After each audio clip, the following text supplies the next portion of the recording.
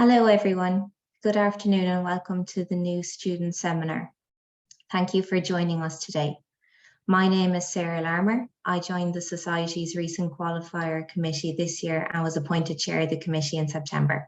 I'm a qualified actuary working on the actuarial reporting team at Canada Life Reinsurance, having previously completed a master's in actuarial science at UCD. Before we get started with our seminar today, I just have a few housekeeping notes to go through. This webinar is being recorded and we hope to post to ActuView and YouTube after the event. Next, a disclaimer. The views expressed in this presentation are those of the presenters and not necessarily those of their employers or the Society of Actuaries in Ireland. Our next slide shows the SAI competency framework. The relevant competencies for today's event are highlighted in dark green. As we go through the seminar today, participants can submit questions at any point throughout, and we encourage you to do so. Questions can be submitted through the Q&A function or also through the raise a hand function. Your questions can be posted anonymously or alongside your name, whichever you prefer. If asking through the raise hand feature, you can signal your intention to speak, and we will then be able to unmute you and you can ask your question live. I would also like to point out that the Q&A function or the Q&A sections will also be recorded today. Once you have registered for this event with your full name, we will have a record of your attendance. There is no longer a need for verifiable CPD with the Society CPD scheme, but we do recognise that other organisations may require this. Now that we've covered off the housekeeping points, we can get started with our seminar today. The aim of today's seminar is to welcome new students to the profession and to brief you on the role of the Society of Actuaries in Ireland, as well as introduce you to the Society's Student Society and to explore the different practice areas an actuary will commonly work in. The seminar also provides you with information on the Institute and Faculty of Actuaries exams, and we are joined today by Matthew Tennant, the IFOA's Quality Manager. He will also be available for questions afterwards. Our speakers today include Matthew, as mentioned. We will also have members from the Student Society, members from the recent Qualifiers Committee, and Declan Lavelle, the SAI President. So without further ado, we can kick off with our first session. This is the Road to Qualification, an introduction to the Institute and Faculty of Actuaries, which will be presented by Matthew Tennant. Matt is the Quality Manager at the Institute and Faculty of Actuaries. The quality team are responsible for the work experience requirement to qualification, alongside exemptions, assessment appeals, and student feedback. Prior to working at the IFOA, Matt worked for Oxford University. I'll now hand over to Matt. Lovely. Thank you, Sarah, for the kind introductions. And firstly, thank you all so much for, yes, again, inviting the IFOA to come and give this talk to you all. I think this is now the 6th or 7th year that we presented at your new student event, and it's really lovely to be back here again. So I'll just share my screen and then we'll work our way through the presentation. So is that sharing on the webinar? If I can get some nods from someone. Yep. Okay, great. And as the presentation goes along, please do ask questions, and I'll try to kind of pause. I can't actually see the Q&A box on my screen, so I may need someone from the Society just to kind of read out some questions as we go along. But let's make a start. Okay, so what we're going to be covering today is primarily what the qualification journey looks like from new students of the IFOA, working your way through to associate and then the fellow award. We'll briefly touch on the examination and our exam structures, and then we'll talk about the work experience element of qualification, which in itself is a really important part of the qualification journey. So a couple of quick things to start with then in terms of student membership of the IFOA. So it's quite likely that many of you who have joined the call today, you've already got yourself sorted out with your student membership. A lot of you, your companies and your employers will pay for that. Some of you will need to sort out student membership yourself. So to begin with, nice straightforward one. Before any of you embark on your qualification experience with us, you must apply and get your student membership of the IFOA sorted before you can book onto our exams. For some of you, this will be very, very straightforward. You'll know this information already, but our exams run twice a year. We run 2 examination sessions per calendar year. The first runs in April and the second in September. So we have 2 specific exam settings for each of our calendar years. All of our examinations are online. So historically, the IFOA used to run examination centres in places all over the world, in Ireland included. But since the pandemic, our examinations have remained online and will be remaining so in the near foreseeable future. It is incredibly unlikely the IFOA is going back to face-to-face examinations, and we've kind of committed to a kind of a digital first approach to all of our exams. So when we say our exams are online, it means that all you need is a laptop, a computer, and internet, and you can do an examination whether you're at home, whether you're in the office, or anywhere that you can kind of access the internet and your computer. But our examinations will be remaining online for the near foreseeable future. It's important to know that your exams are not the only requirement that you have to qualify as an associate or fellow. One of the things that we'll come on to later is talking about the work experience requirement, PPD, which forms a vital part of your qualification journey. And you also have professionalism requirements as well as you kind of aim to qualification. So though examinations are a really important part of your journey to associate or fellow, they are not the only requirement. And I hope that's a useful takeaway from today. So before we go into the exams then, many of you, I'd imagine, may have studied on some of our accredited university programmes at universities in Ireland and indeed the UK. And congratulations on those that graduated last summer and are now kind of in their first actuarial role after university. For those who've left on our accredited programmes, you should have received a couple of bits and pieces from your university. Firstly, you should have received an exemptions letter. Now, this will outline, again, if this is only for those that have studied on our accredited programmes, which exemptions you are eligible for to apply once you've joined the IFOA. Once you're a student member, you can submit your exemption application through your My Account area.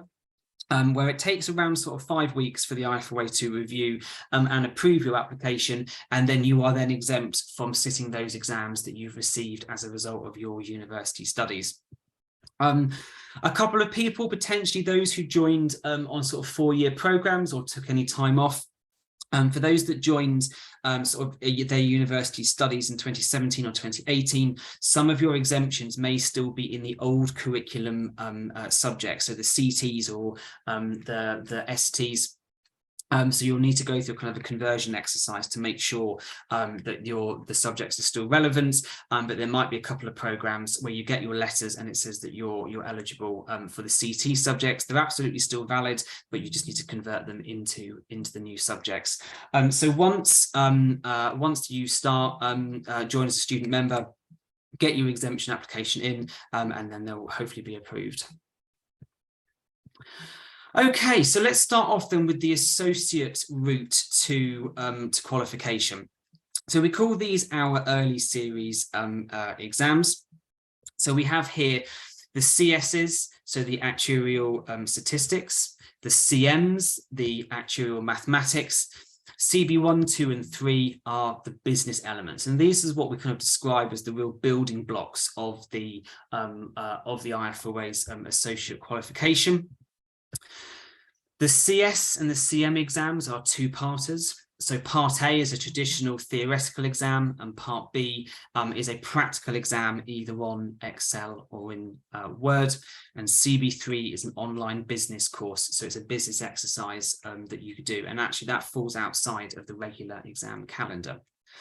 CP1, CP2, and CP3 are some of the more competency and communication-based exams, where CP1 and CP2 focus quite heavily on modelling, and CP3 is our communications exam. CP1 and CP2 are also two-parters, so they have 2 papers as part of their examination. And that makes up, from the examination side of things, what the associate qualification looked like. So it's 9 individual exams, some of those are two-parters, and the business module. So that is the basis of the associate qualification. We then move on to the fellow exam, and I'd imagine your colleagues later on today will give you a little bit more information in terms of kind of the best way for you to kind of pick your specialism examinations when you're thinking about moving from associate to fellow. So in terms of picking your specialism exams, you'll need to do 2 of the SP examinations. And often these SPs are clumped in by topics. So you kind of have SP1 and SP2 are kind of health and life, SP4 is pensions, and then you kind of move into the kind of the general insurance, the investment and the risk areas in SP5, 6, 7, 8, and 9. And so you'll need to pick 2 of these SP topics. Your selection and how you pick those topics is completely down to you. There's no prerequisite of sitting any of those topics. You don't need to sit SP2 before you sit SP4, for example. And your employers and yourself will have an idea in terms of what specialism subjects in the SP that you'd like to sit. So the last thing with the fellow exams is your SA, and this is your specialism advanced topic here. I won't go through them all in too much detail. You're able to kind of find details of all of these exams on our webpage. So just to recap, to get to fellow, it's 2 additional SPs, so any of these 2 SPs and 1 of the SA. So it's 3 more additional examinations on top of your associate qualification to get to fellowship. So this is just a bit of a snapshot of what an exam timetable looks like. So this is the exam timetable for the April exams. Because of various religious holidays, the exams have actually spread out over a 3-week period here. So this is what a sort of an examination timetable would look like. So if you're going to sit an exam with us in April, here's how it plays out. So on certain exams, you've got 2 exams running at the same time, so CB2 and CP3. If you've got, for example, a 2-part paper, you've got on Friday morning, you've got CM1A, and then on Monday afternoon, you've got CM1B. So some of the exams are, as you said, they're split over. The dual papers never happen on the same day, so you'll never sit paper A and paper B on the same day. They're always set over separate days. Our exams are all run in UK times, so they start between 7 in the morning and at 10. Some of our larger exams have cohorts, so it may be that you will be booked onto an 8 o'clock cohort, and then an hour later there's an 8:30 cohort, a 9:30 cohort, etc., etc. But they are all run in UK time, which for students in Ireland is not necessarily a problem. Okay, some exam information then, a couple of dates for your diary. So for the April 23 session, our exam booking opens on the 30th of January and closes on Friday, the 17th of January. The examination window is a first come, first served basis, and sometimes spaces do run out on the exams. It's quite rare, but it does happen. So please do book early. If you decide to wait until Friday, the 17th of February, and you want to book onto your exam, and it's 1 hour to go until the exam booking closes, and you haven't got a space on your preferred exam, sorry, as I said, exams we cannot guarantee a place for everybody. So please do get it sorted nice and early.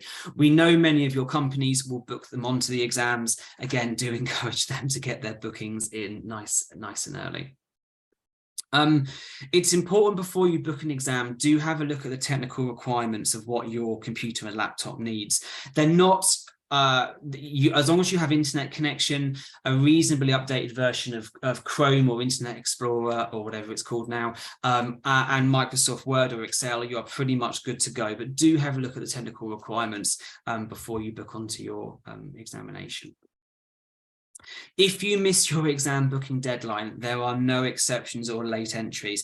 It happens every single year that people forget, they get the deadline wrong, they think it's Monday instead of Friday. We do not accept late entries onto exam bookings. So please, please, please do make sure you get yourself booked on. In terms of the exam results, so once you've sat your exams, the exams results for April are published most weeks in the first week of July, and in September they're published they're published last week in the IFOA for the September results. So there's a couple of months gap between when you do your results and when you do the exam, sorry, and when you get your exam results. Okay. So in terms of exam preparation, then a few little bits and pieces to keep in mind. So you are permitted to sit any exam in any order. The IFOA has a recommended route that you can have a look at in the qualification handbook in terms of which exams we think are sensible, which you sit in a particular order, but you can sit any exam in any particular order. You can actually sit your fellow exams before you transfer as an associate if you so wish. But be mindful that for brand new members of the Institute and for those that joined after January 2019, they must qualify as an associate before you move on to fellow. So keep that in mind when you're thinking about your qualification route. You can book more than one exam per sitting. That's absolutely fine. But please just be mindful of how many exams you think it's worth doing per exam sitting. We don't have a recommended number. It's completely down to what you think you're capable of doing. But just please be really mindful when you're thinking about how many exams that you want to book per sitting that you're planning on studying for. So our exams are open book, and what we mean by open book is you're allowed to bring your study material, notes, etc. To your examination with you. We do scan all of our scripts for plagiarism and collusion through Turnitin, which I'm sure many of you are aware of at your time of university. So just be mindful of that when you're thinking about your study and your approach. As mentioned, the CS and the CM papers contain two parts. There's a 3-hour typed and a paper B, which is a 90-minute practical exam in Excel and using the software R as part of the modelling exercise. You've got to take them in the same sitting. So you can't do paper A in April and then do paper B in September and combine them. You've got to do your paper B and paper A in the same exam sitting. So in terms of learning resources then, and again, speaking to your fellow colleagues later on in the presentation will probably give you a far better indication about what good practice looks like for studying. Company mentors, IFOA core reading and past papers, and ActEd material are some of the resources that you may want to take into consideration. Okay, so in terms of things on the website, we have lots of information in terms of things like command verbs, formulas and tables. In terms of authorized calculators, we actually don't have a requirement for authorized calculators anymore. We keep this point up there, and we frequently talk about this because members who have sat exams in the old exam centres we had specific calculators that were permitted. They are no longer needed. You can use whichever calculator you see fit now to sit your exams. I mean, there's a couple of kind of key information around command verbs, formulae, and the assessment regulations that we do really recommend you read before you start sitting your exams. So for those candidates who have long-term medical conditions or learning disabilities, you can apply for access arrangements, very similar to what you may have had at university or college. If you need extra time for dyslexia, or if you've broken your wrist just before your exam, you can apply for access arrangements and for things to be taken into consideration. If you think that you might be eligible for something, or if you're not sure, it doesn't cost anything, please just get in touch. The details are all on our website, and we can see what reasonable adjustments can be made before your exam. All right, this is something which I'm quite passionate about, but if you think that you've experienced something that's impacted your exam performance, if something happened, if you had a power cut, if you're not feeling very well, if something's happened in your life leading up to the exams which you think has impacted your exam performance, please submit your mitigating circumstances form into the IFOA, and we can take that potentially into consideration. So it's really important that you get your application in as soon as possible. Doesn't cost anything. It's completely free to do it. But if you think anything has impacted your exam performance, put in a mitigating circumstance form, and we may take it into consideration. So student feedback then, quite useful. So we do our surveys after each of the exams in April and September, and we capture thousands of feedback responses in terms of how students have found the exam sitting. Please do engage with it because we make so many changes and amendments off the basis of your feedback. Is really, really, really important. We also do our annual student survey, which comes out in January next year, and that's more about your experience as a student member of the IFOA. We'd previously had what's called our UK and Ireland Student Consultative Forum, but for a whole host of internal reasons, these are on hold and is under review. And we're hoping to relaunch a form of student representation to our membership at some point next year. So do watch this space. So some of you may or may not be aware that in September next year, so September 23, there's a few quite important exam development that I need to make you aware of. So firstly, CB1 and CB2, so the two business examinations, as of September 23, will be moving to a new assessment method of objective-based assessments. Which some of you may or not have been aware of. It is a form of multiple choice assessment. So they are being now introduced as of September 23. In April 23, April next year, the exams will be running as per usual. But as of September next year, they are moving to this new objective-based testing. So quite exciting for those two exams. So if you want to learn a bit more about this, we have a webpage specifically on objective-based testing, including FAQs, some specimen papers of actually what an objective-based testing looks like, alongside some studying tips. So you can have a little look at that, and more resources will become available next year. So for those who are exempt from CB1 or CB2 because of university studies, you probably won't need to be thinking about this, but for those members that need to start thinking about sitting CB1 or CB2, you'll need to start making a judgment around whether or not you want to sit CB1 and CB2 in April in the old format, or think about waiting until September next year to start thinking about it in its new examination format. So also in September next year, we've got our new exam platform, and this is quite exciting.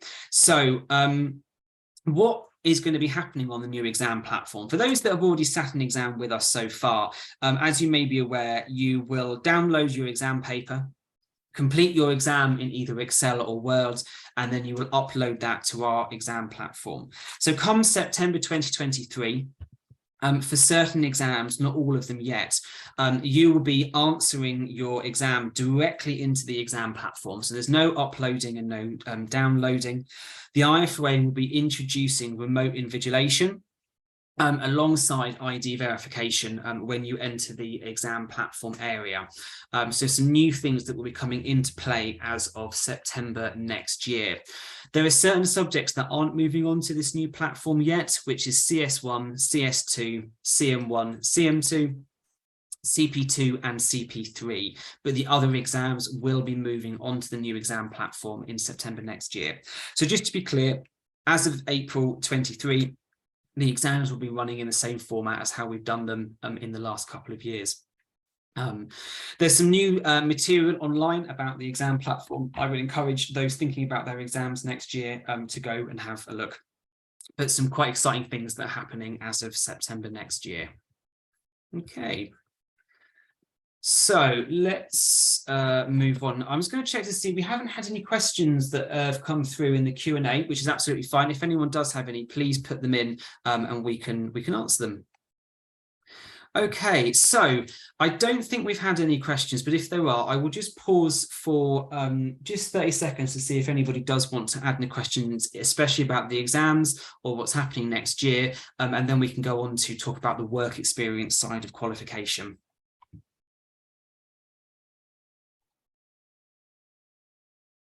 No.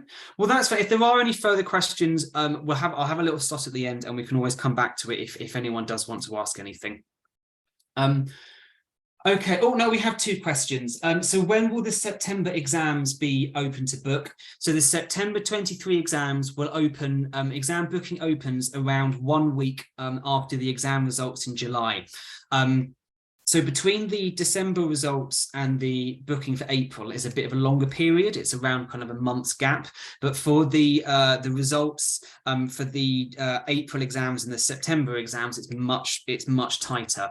So it will be July 23 that they will open. Is there a deadline for applying for exemptions? You've got much longer. You have 5 years from when you get your results to put your exemption application in. So you have essentially 5 years from your graduation date to get your exemption application in. Okay, will the exams on the new platform still be open book? Elements of it will be. For example, bringing notes and bringing things into the exams, yes, they will. There will start to be some restrictions on things like web page access and around things that probably essentially be able to copy and paste. But elements of the exams still will be yes. Okay, so in terms of, there's a question about CB3. And when will there be the dates are. So we publish CB3 dates in batches in terms of availability for the dates coming up. There should be some dates up on the website now, but essentially keep an eye on the student newsletter because we then tend to kind of publish when the next kind of batch of CB3 exams will be put live. Okay. Well, I'm going to move on to the next section. And thanks everyone for asking those questions. And we've always got a little bit of time to come back at the end if any more crop up. Okay. So the next section of the qualification journey is about what's called personal and professional development. And this is about your work experience recording, which you will need to be doing alongside your examinations on your route to qualification. And what I will stress is that though the exams are a critical part of becoming a qualified actuary, the practical recording of your work experience is kind of as important in terms of qualifying. What we often say for students going through this journey is our examinations are our test of both your kind of your theoretical, your academic and your kind of actuarial science knowledge in terms of do you have that kind of baseline and complex understanding of matters within kind of as in within actuarial science. With all professional bodies and anyone who's achieving a professional qualification, the institute has also got to assess your practical suitability within the workplace. So are you demonstrating the core skill sets within your everyday profession, which makes us conclude that you are suitable to kind of practice as a qualified associate or fellow. So what is PPD? PPD is the practical work experience requirement, and it applies to all student members and associates on the path to associateship and fellowship. So it's the recording of your work experience. And the purpose of PPD is really to do 3 things.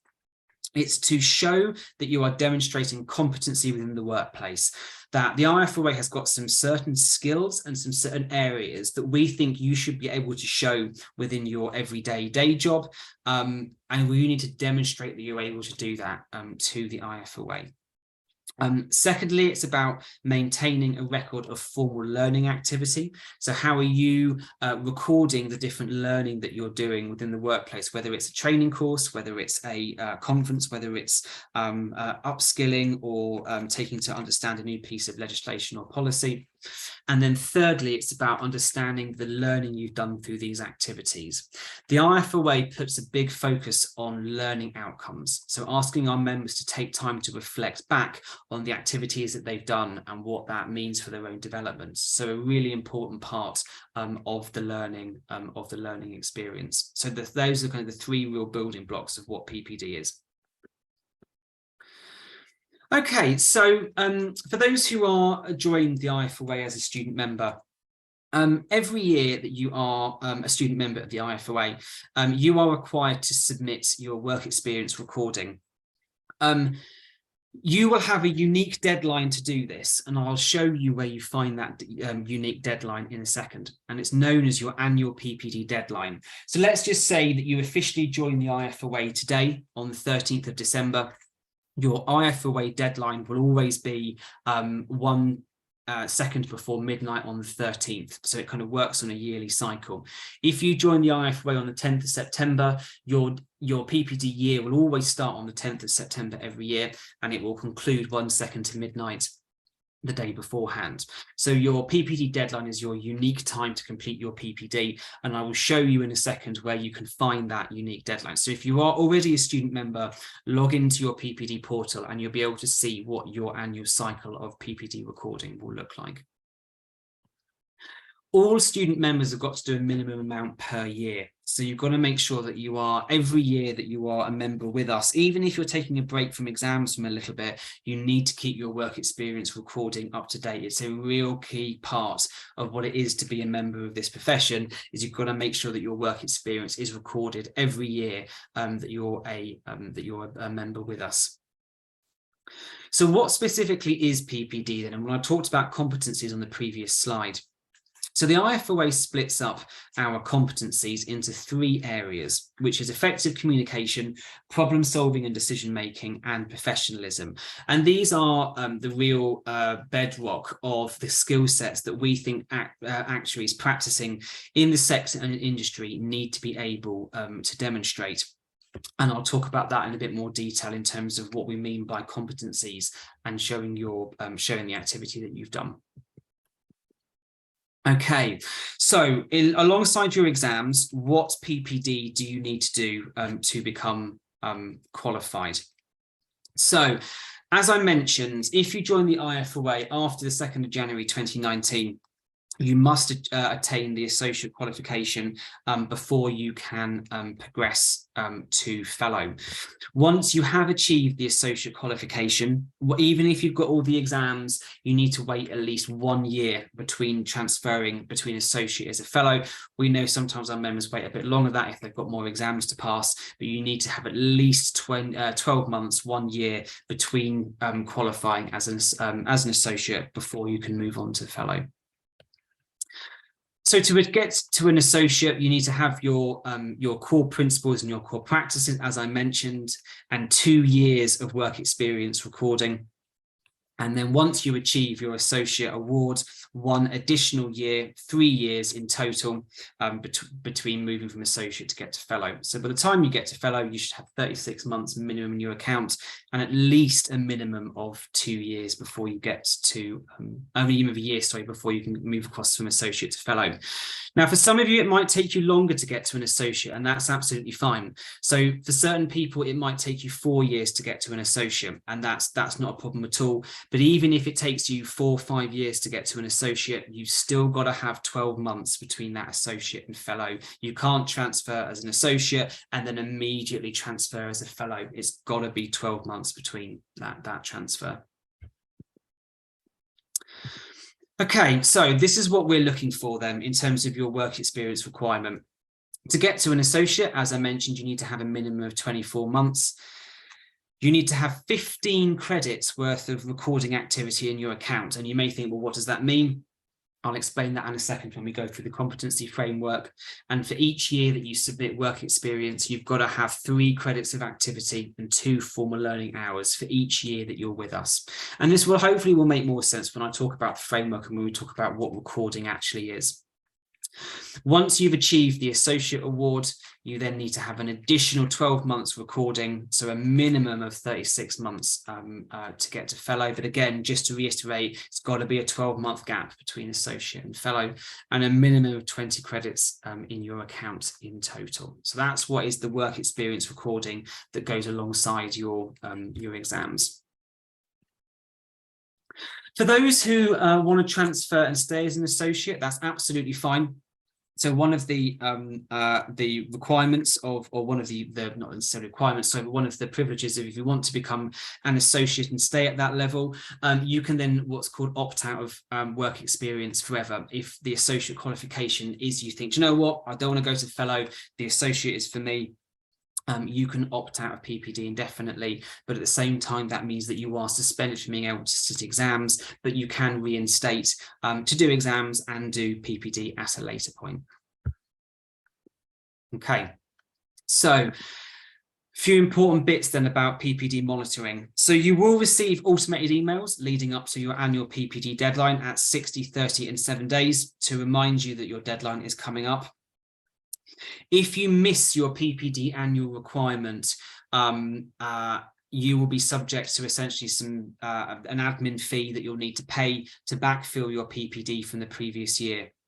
If you keep on being PPD non-compliant, you may be suspended from being booked onto our exams. So it's really important that you keep your work experience recording up to date.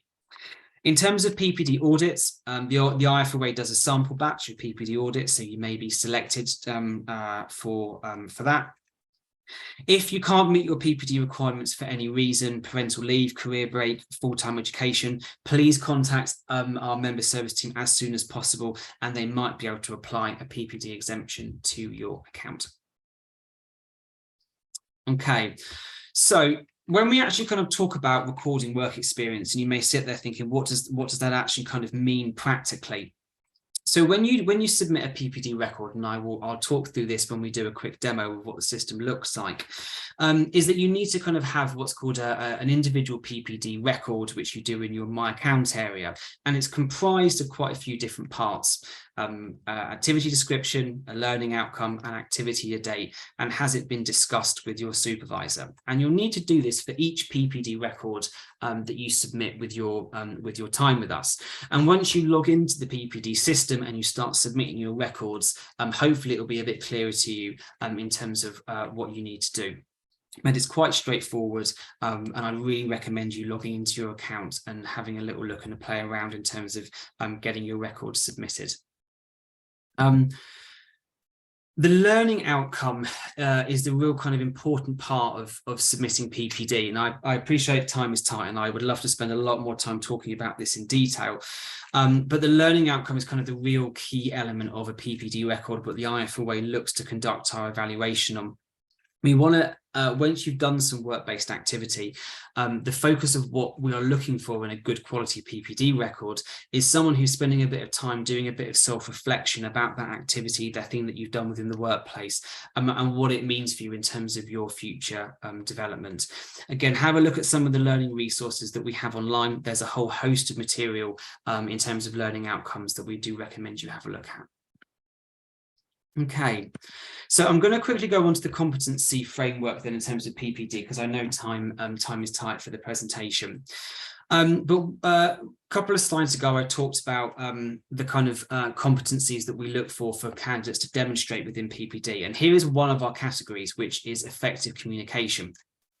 So when you're thinking about recording work experience, what we suggest that members do is have a look through each of these competency areas and identify pieces of work which they think they've done, which may align to one of those particular competencies. So let's just say that you have done some work to produce some executive summaries or actuarial reports to regulators. And you think, well, actually, I've done that in my kind of everyday job, or I know that I've got a piece of work coming up to do that. You'd be able to then log that piece of work against that particular competency. So again, have a look through the three different areas and see whether or not you have something which you think, yeah, do you know what, I've done a piece of work which I think aligns to that particular competency. So as you can see here in the middle column, some of our competencies have got 2 credits and some have 1. And this is that they have a particular weighting. So when I talked about in a previous slide, the number of credits that you need to log per year. So if we zoom back to this slide here, you can see, for example, the number of credits that you need to log. This then links to this competency table. So certain competencies have 1 credit and certain competencies have 2 particular credits. So here's just an example of one of the competencies in a bit more detail. This is competency 1.1, present actuarial works to an informed but non-technical audience. And we give a couple of examples of some activity that you need to do. And if you were to log this particular competency, you'd get 2 credits worth of activity within your account. And I hope that makes sense.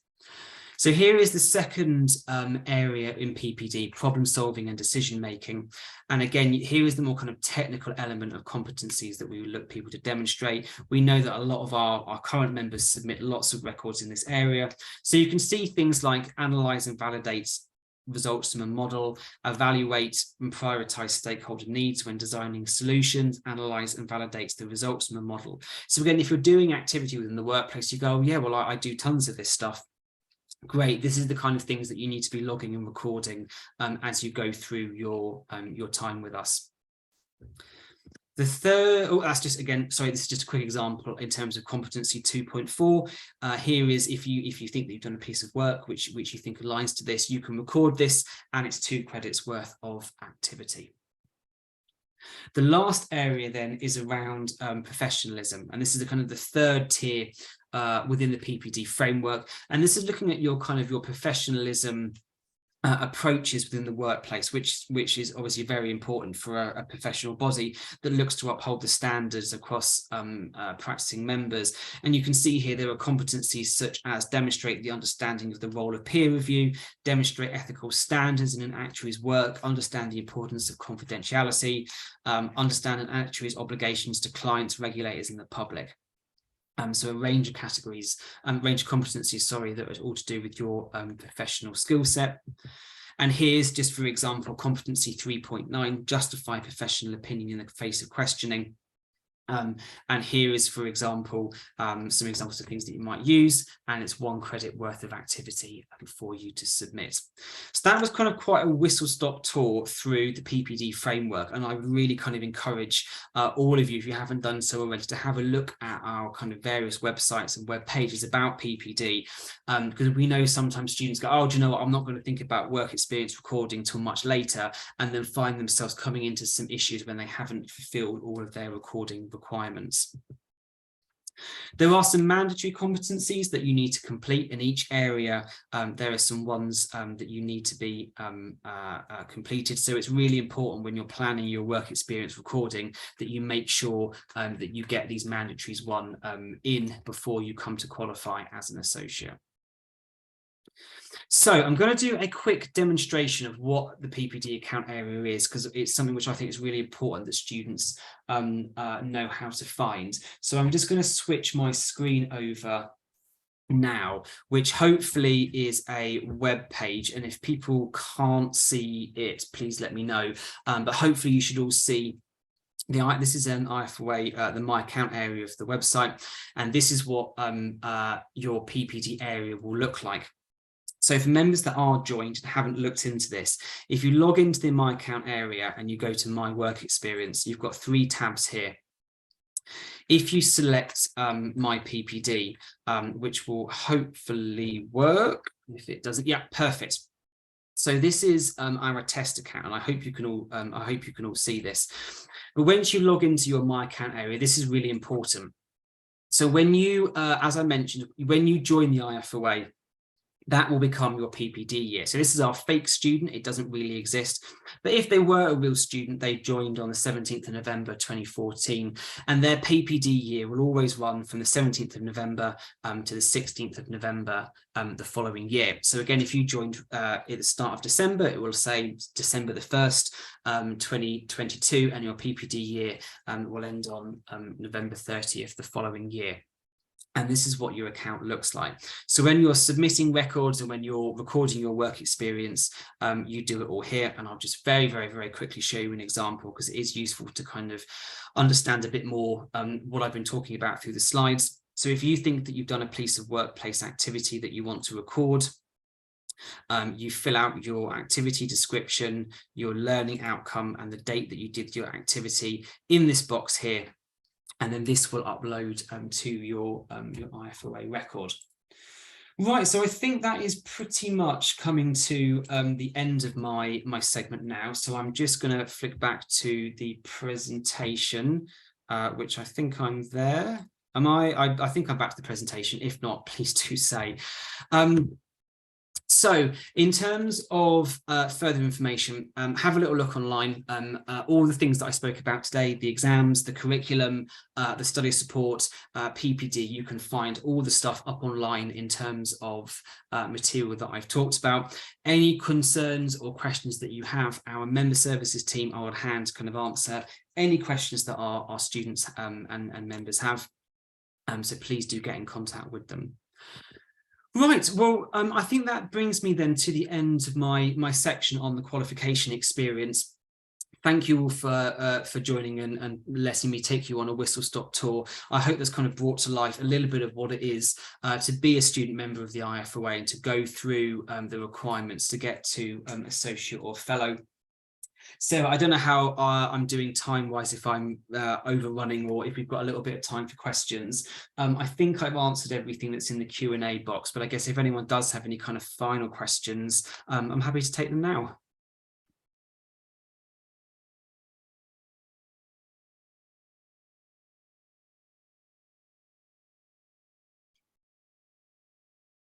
I don't think, oh.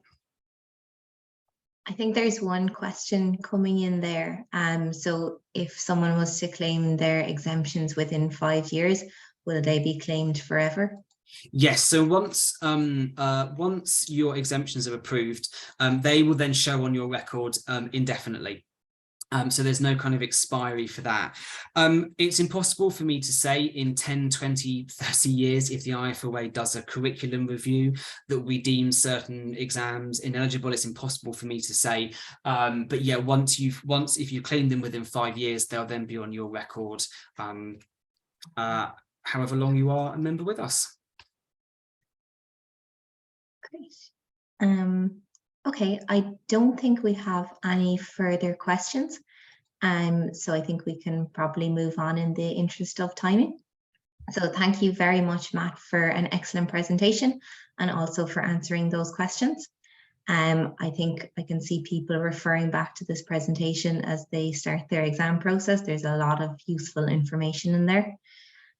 So thank you very much, Matt. We will now move on to our next session of the afternoon, and this is Life as a Student Actuary, and also an introduction to the Student Society. So we have two presenters for this session, Chris Roblewski and Katrina MacDonald. Chris is a reserving and modelling analyst with Credit Agricole Creditor Insurance. He graduated from UCD in 2021 and is a member of the Student Society of the SAI as the IFOA representative. Katrina attended Heriot-Watt University in Edinburgh, where she graduated in 2018. Katrina has since been working in Irish Life and has worked in the defined benefits area as well as retail systems actuarial team. Katrina joined the student committee in 2020 and became the chairperson in 2022. I'll now hand over to Chris, who will start the presentation.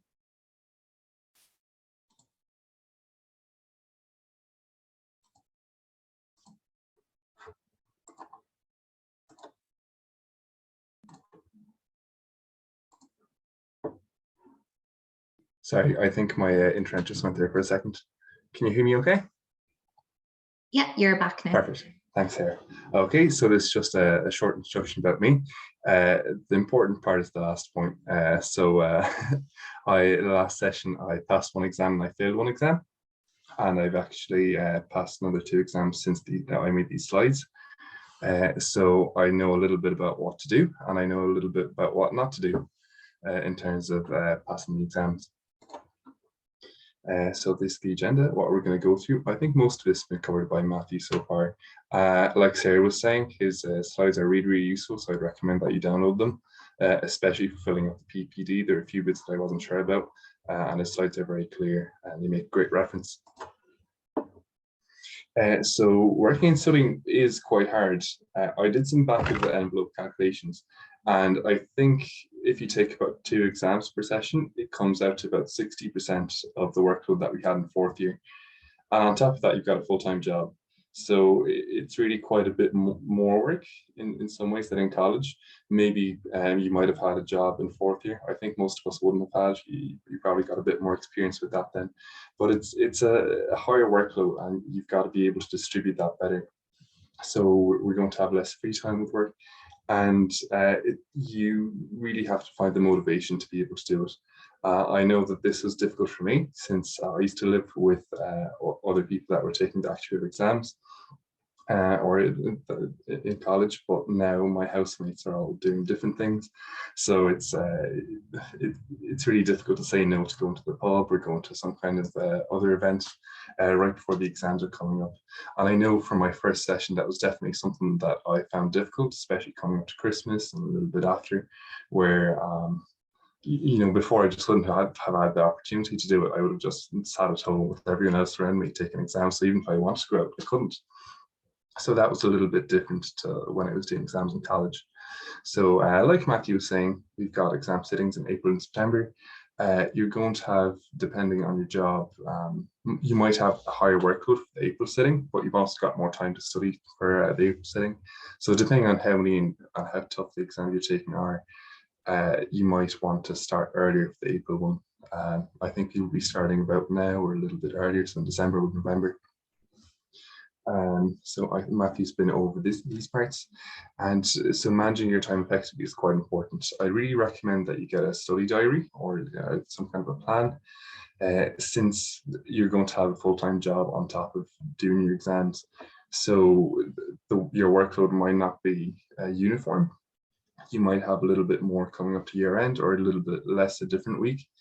So it's good to stay on top of things and plan out how much time you have left.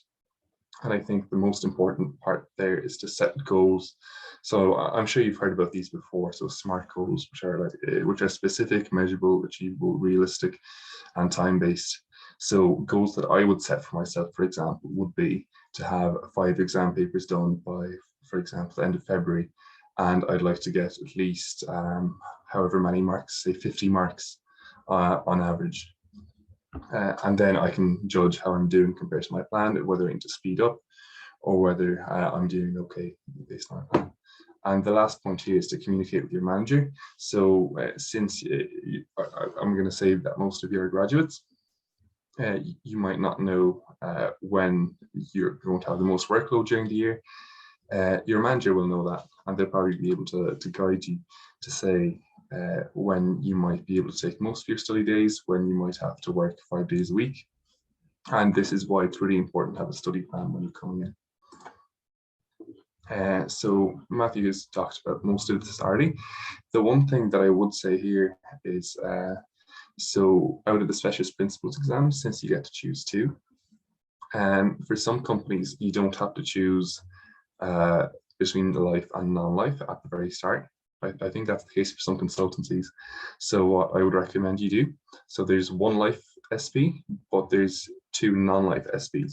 So if you're not sure between life and non-life, what you can do is you can take one of the non-life SPs first, so SP7 or SP8, and then that gives you another few months to decide. Then you can pick up the one life exam or pick up the one remaining non-life exam. If you're sure about what exams you want to do, this is quite popular in particular with life students. You can do SP2, which is the life exam, and then SP9, which opens the door to an extra qualification called a Chartered Enterprise Risk Actuary. So these are the recommended study hours. You can find these online, but this is how I came up with the around 60% number if you're doing 2 exams. It's going to be less if you only take 1 exam per session. Most people tend to take 1 or 2 exams per session. Okay, so definitely start early. Like I was saying, people will be starting around now. I know it's not nice to study over Christmas, but it's always good to start early. These are quite standard points, but there are some parts that I would like to emphasize. So especially about the busy periods in work, which I think caught me off the first time I was going for exams. So that time that when I passed and failed 1 exam, I had more to do in work and I had to put my study off. But I know that I should have been aware of that and I should have started earlier. Holidays, you're going to know what they are yourselves.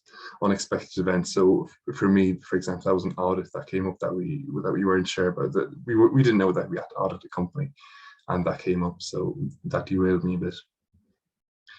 And then the study timetable, like I was saying, very important. You're going to want to plan around your tutorials as well. I'd strongly recommend you go to one. They're run by ACTED, and they give you a lot of the exam technique. So the exam technique is a little bit different to the exams that we've gotten exemptions from in college. if you got exemptions college. So these exams that we'll be doing are more word-based. They're not just a simple yes or no answer like we would have had in the mathsy exams. So definitely worth going to the tutorials if your company covers them. And I think most companies would cover the tutorials.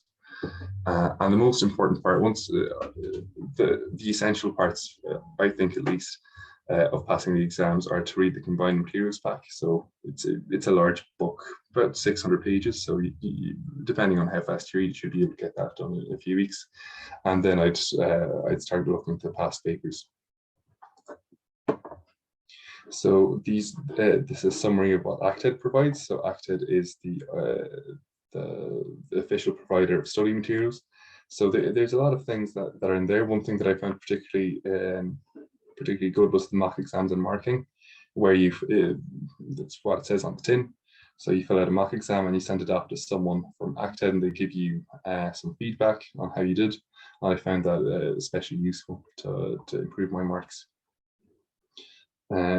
So this might or might not be covered. You're going to have to ask your manager if they'll pay for it. If not, I think the cost of it is about £90. So may or may not be worth it.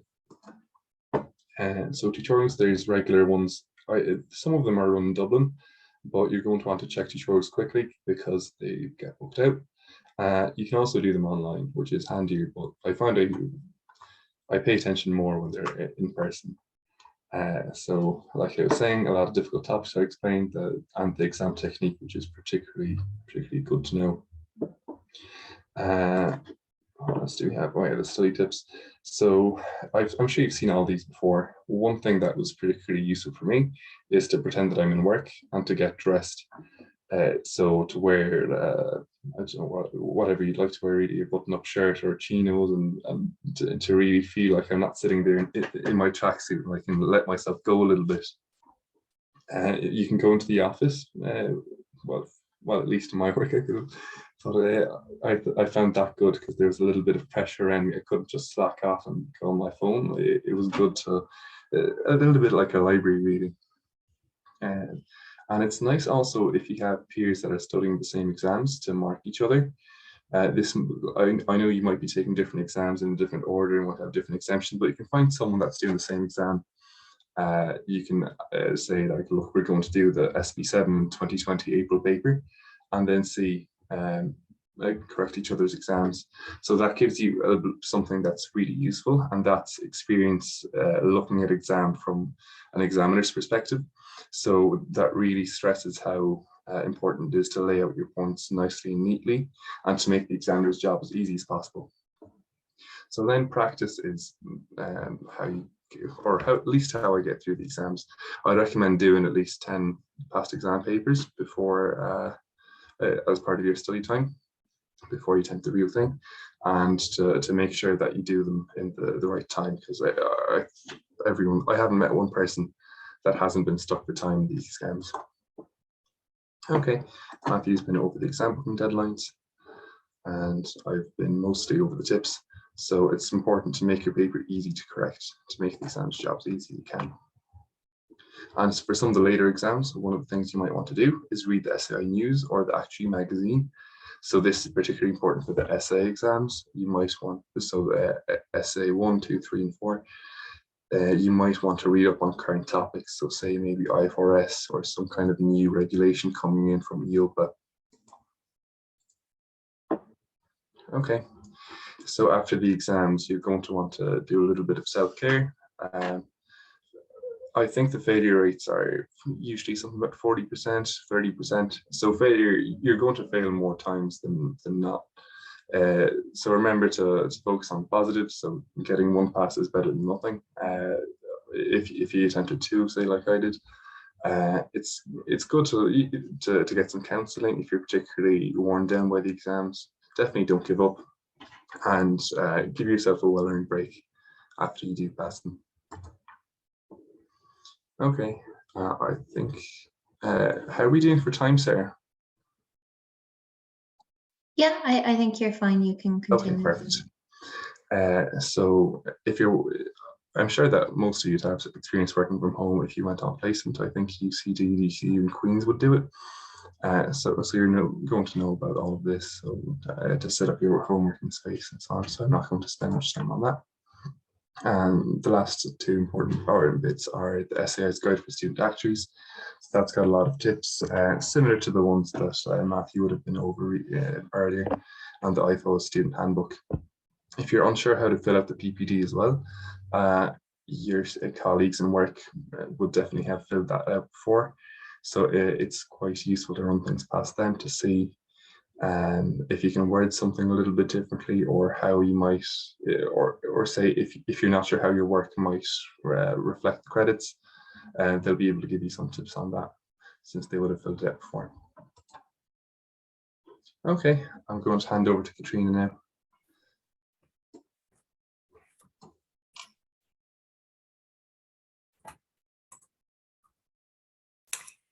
Hiya, so my name is Katrina McDonald and I went to university at Heriot Watt in Edinburgh. So I joined Irish Life in 2018, where I started out in the defined benefits team, and I recently rotated into the retail area of the company, and I'm working in systems actuarial team now. So a quick look at the agenda. I'm going to talk about what the Student Society is, the events put on, the student travel card, and some of the support services as well. So at least we get to take a break for thinking about exams for 5 minutes and talk about all the fun stuff now. So the Student Society, clues in the name, the committee is made up of student members and it represents the students. So there's automatic membership into the Student Society when you join the SAI.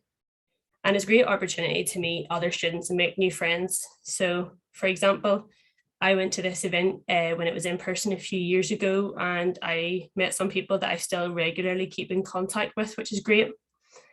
So it's a good networking and career development opportunity. You never know when you're going to meet your peers at an event or a meeting or something like that. So it's always nice to have a friendly face. So there's email and web updates on everything related to the Student Society. So if you keep an eye out for those. So moving on to events. So due to COVID, like everything else, there was a halt in events there for a while, but now we're back on track. So the student committee organises social and educational events. So some past events have included Christmas parties, table quizzes, summer barbecue. And we kicked off our events again when we had a table quiz in the summer at the Harcourt Hotel. Some of you might have been there. And we are planning the annual student and recent qualifiers ball for May next year. So if you keep an eye in the new year on the emails from the SAI and also on the website, all the updates will be posted there. So the student travel card. I don't know if you're aware that the actuarial students are eligible for the student travel card each year up until you qualify. So that means you get to avail of discounts on real travel and many shops, and it's actually saved me so much money.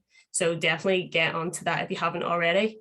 There is a link to the website there. So you just go on to the Student Leap Card website, fill out a short application, and then call into one of the physical stores and get your card printed off and you're good to go. So mentoring and support services. So this provides students with a recent qualifier mentor. So it's an informal mentor where they can provide support on work-related issues, how to balance work and study, etc. And some companies, if you're lucky, do have a buddy system like Irish Life would, but I think it's nice to have like an independent third party who's just going to give you their honest advice, and they're there if you want to contact them with queries. You can give them a quick phone call or an email, or for example, I had a mentor before and we actually met for a coffee to talk, and it was nice to put a face to the name. So I would definitely advise you to look into this, and there is a link to the website there. Moving on. So I know we've just introduced you to the Student Society, but we'll already be looking for committee members. So a bit of forward thinking here, but it's a great opportunity to get involved in the student committee. And if you want to be involved, this is the best way to do it, to shape the student society, decide what events are going to be ran. So I would definitely say that it is a rewarding experience and is always actually very popular. So if you're interested at all, please email me. You don't have to decide right now today, don't worry. But anytime in the future, it will be towards the start of next year. So do get in contact.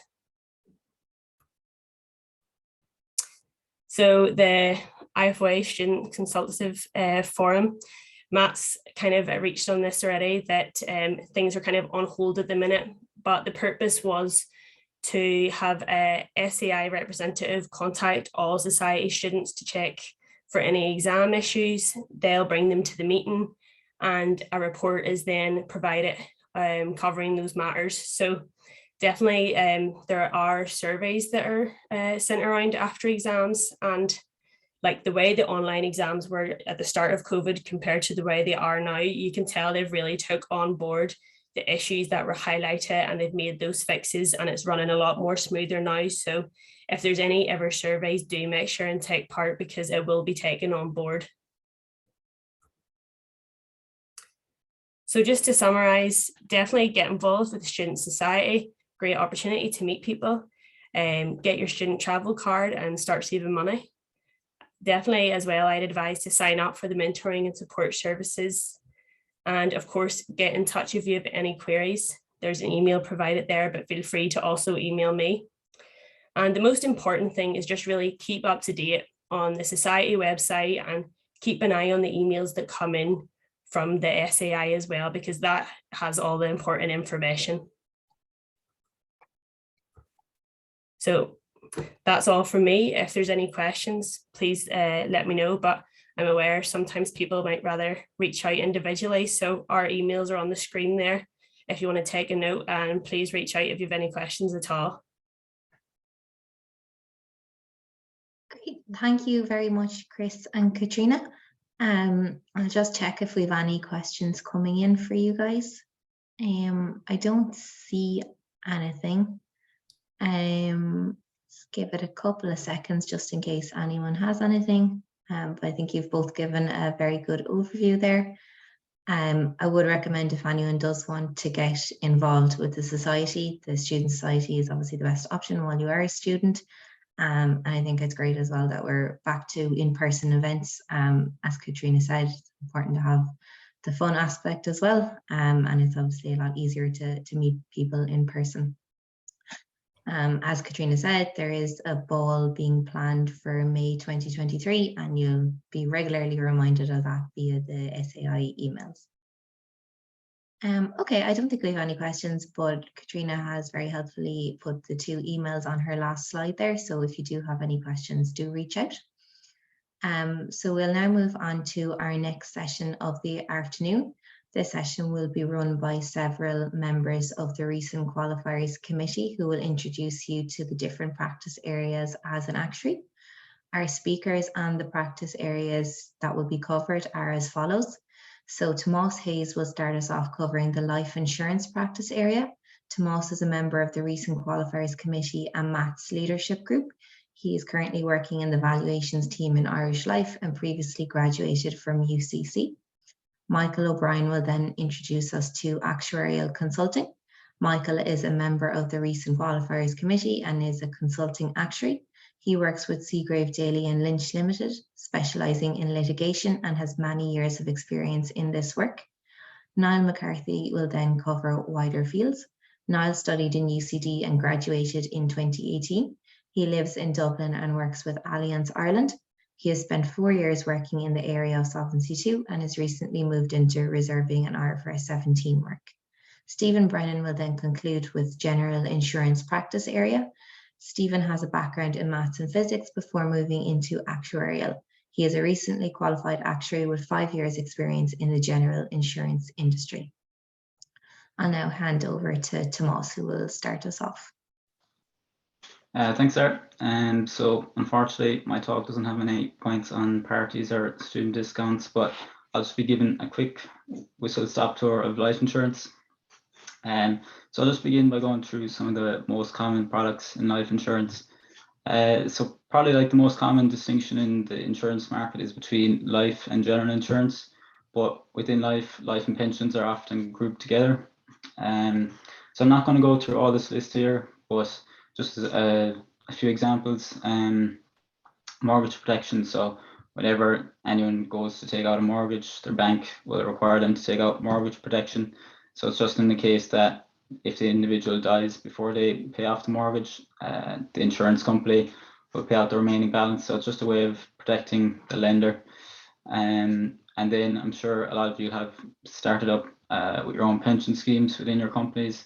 So pension schemes are kind of organized by the company, but any individual then can set up their own one, just an additional retirement savings account. And that's called a personal retirement savings account, or PRSA as it's most commonly known. So while life insurance might seem kind of a niche market, especially compared to general insurance, you can see there's a large range of products. So it's definitely not just one product you'd be working on in life insurance. And it's, as well with that, each product meets a different need. So if any of you are studying for CB1, you'll be kind of learning about the different products, what need they serve, or if you're lucky enough to have got an exemption from CP1, then you'll have saved yourself a bit of work. So just to give you a quick overview of the life insurance market in Ireland, I've just got a few of these figures from the Insurance Ireland fact file. This is from 2019. So unfortunately, these are like the most up-to-date figures. Before COVID, Insurance Ireland used to release an annual fact file just in different metrics on the insurance market over the past year, but they haven't released any updated figures. So in 2019, 11.65 billion was received in income. Again, that is for life insurance companies and pensions combined, and 9.7 billion was paid out. Almost 8,000 people were employed in life insurance companies in 2019. The total value of the protection policies was 490 billion. So basically, if all life insurance protection policies were claimed, almost $500 billion would be paid out in 2019. And then lastly, the total value of the funds managed by the life insurance and pension companies was 131 billion. So that's just, I suppose, to give you a quick scope of the sums of money being involved in the life insurance market. This is the domestic market, so just the policies sold in Ireland. I'll go on to kind of the cross-border market in a few slides' time. So then just if I take that 11.65 billion and split it out by the actual product type, so what products were most common in 2019. So you can see from the graph that pension schemes were the most popular, and that's going to be the case in any country, not just Ireland. There's going to be more money coming into pension schemes than there will be protection policies. And if you take the pension scheme business and the self-employed pensions, it's almost 3/4 of the total premium received.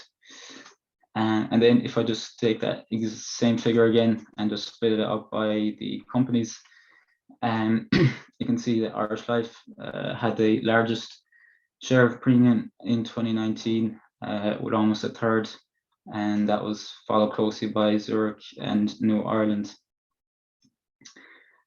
So this is kind of all the domestic market figures. So again, just policies sold within Ireland, but companies in Ireland can also sell policies internationally, and that's kind of known as the cross-border market. So in 2019, there was 16.7 billion received in premiums. So this was more than the domestic market. And if we look at how that was split out by the country it was received from, we can see Italy is the largest player here with almost 11.3 billion. So it's almost the entire domestic market on its own. And if we look at how that was then split out by company, It probably comes as no surprise that the largest company is an Italian company. But also one kind of point to mention, I suppose, on this is that you can see that the competition within the cross-border market is a lot tougher than the domestic market. There's a lot more companies with significant shares. Now you don't have to worry, I'm not going to be quizzing anyone on figures after this, but these are just to give you quick overviews really. Then yeah, just a few points on what it's like to be a life actuary. So I've been with Irish Life the past 3 years, been on projects and systems team, and now on evaluations team. So just how there's kind of a large range of products within life insurance, there's also a large range of roles that you can get involved in. So it's not just one piece of work that you'll be involved with in your time, which is good because it'll keep you not getting kind of bored or tired of the work. So I probably nearly consider the areas of work split into kind of 2 main areas, or what I like to consider them are kind of more customer facing roles. So those would be kind of roles where where your work is kind of more impacted by on the customers. So say for example, pricing new contracts, or you could be involved with a systems or a projects team to do with customers.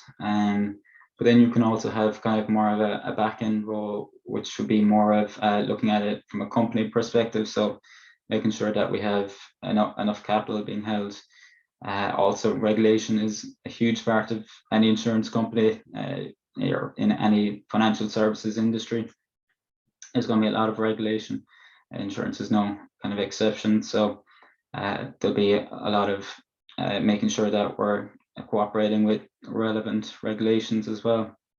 So yeah, there's a lot of different roles you can get involved with in a life insurance company. And then finally, just the last point I have, I know I've been kind of throwing figures from 2019 at you, but just to, I suppose, speak a little bit on what kind of the future is expected to be. And I say that because no one really knows. A couple of years ago, none of us would have seen COVID coming. So these are just kind of the things expected to happen. And so I suppose the first one, many of you will probably nearly be involved in work with regulation, but regulation has always been reviewed, updated. It's just the main aim of regulation is to make sure companies remain solvent, meeting customers' expectations. So with that, life insurance companies have to make sure they're cooperating with those regulations. And if there is any changes, making sure their updates are completed, which can be a lot of work. Probably the biggest example, and some people may even be involved in this, is IFRS 17 at the moment. The second point then I have is on the kind of issue of climate change. So I think this is becoming more and more prevalent each year. So from, I guess, some of the figures I was mentioning earlier, you can kind of see the size of life insurance within Ireland. It's a big player in the financial services industry, so it also has kind of a big responsibility with tackling the issue. Probably most recently, or it's getting more popular, is the topic of sustainable investing, and that's just kind of choosing investments based on their impact on the environment. But this is definitely kind of a topic and an issue that will keep getting bigger each year as well. The third point then, I just put this point in because I've seen kind of a few more articles on it recently. I'm sure you're all kind of well and truly sick of hearing about COVID. I suppose there's been a lot of data on kind of the short-term impact COVID has had on mortality rates and morbidity, but not too much is known about kind of the longer-term impact. And that's probably only going to be looked at once more data is available. So seeing people who did get COVID, how has that affected their mortality rates, morbidity rates, and that's something life insurance companies are going to be keeping more of an eye on going forward. Lastly then, artificial intelligence. This is going to be in the buzzword around insurance for past number of years really. I suppose the uses of artificial intelligence are nearly endless. You know, could be involved with claim fraud detection, underwriting processes, quantitative investing. It's really the amount of uses are kind of nearly endless, and yeah, it's really starting to be adopted more. I suppose life insurance is kind of nearly always trailed behind general insurance with regards to artificial intelligence, but it is starting to catch up, and it's only going to keep growing going forward as well. So yeah, that's just a few quick points about life insurance. I'll hand you on to Michael now, I think.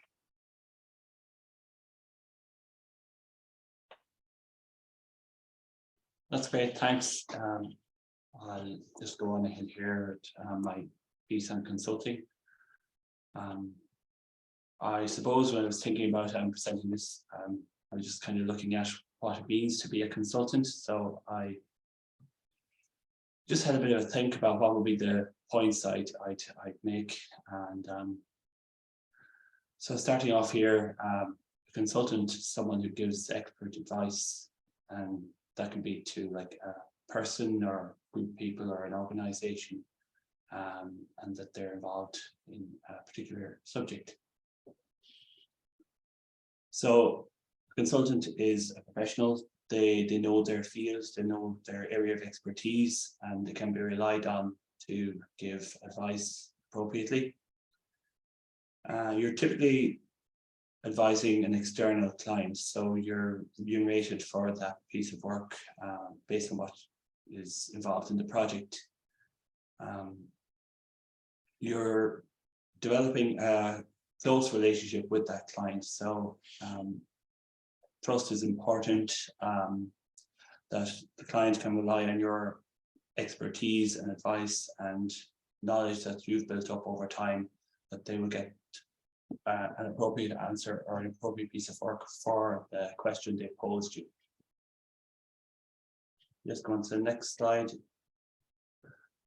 Here I've outlined a selection of some of the consultancies which actuaries work.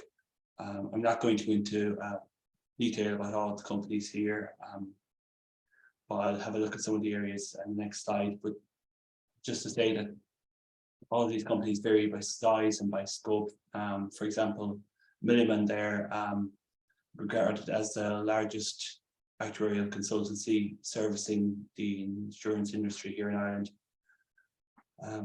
At this point, I'll reference my own company. I've actually not put them up there on the slide. Seagrave, Daly and Lynch. We're one of a small number of operators in the country. We operate in the litigation area. So that's preparing valuations and reports for high court cases, say, involving perhaps negligence, maybe medical negligence or motor accident or workplace accident or issues like that. To me, it's the definition of a consultancy. We're giving expert advice with duty to the court. So we're giving advice maybe to legal personnel who mightn't have the mathematical or actuarial skills to prepare evaluations. We're using our communication skills in presenting those calculations in an appropriate manner for the court.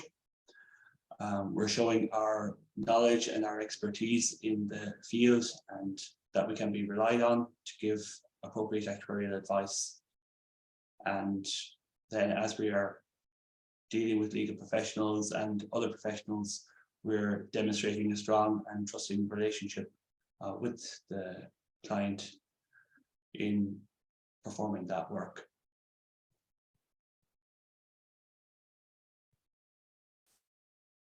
So looking at the various areas of work that can typically be carried out by a consultant, they're broad and wide-ranging, as broad as I suppose the number of companies can be involved in ways.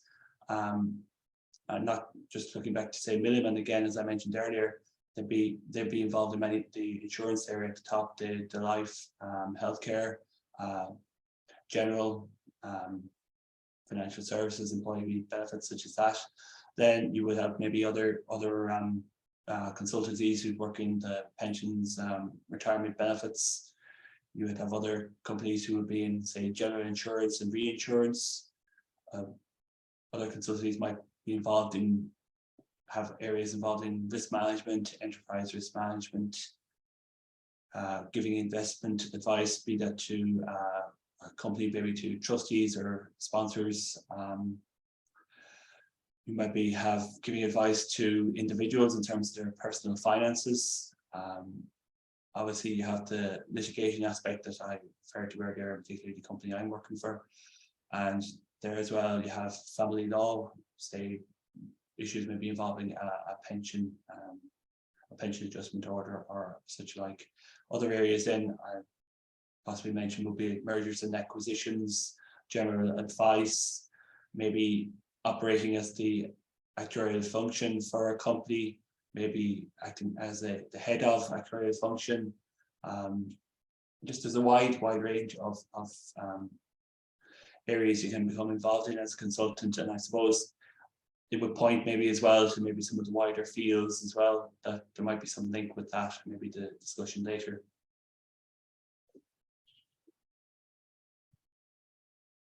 And finally, then I just was coming up with some ideas as why you would like to be pursue the consultant route in terms of a career, maybe after some time, or maybe you're looking into what would be involved in the variety of work or whatever. So I had started off with the variety of work, and no piece of work would be the same. You can have some similarities, but typically there's something you can gain or something you can get out of every piece of work you do in terms of something new to consider or whatever.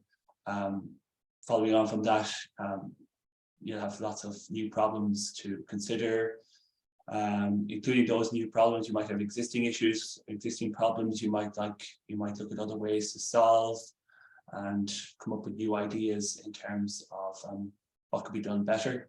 So there's quite a bit of thought around that. And also, if you're maybe advising somebody who hasn't the expertise and knowledge,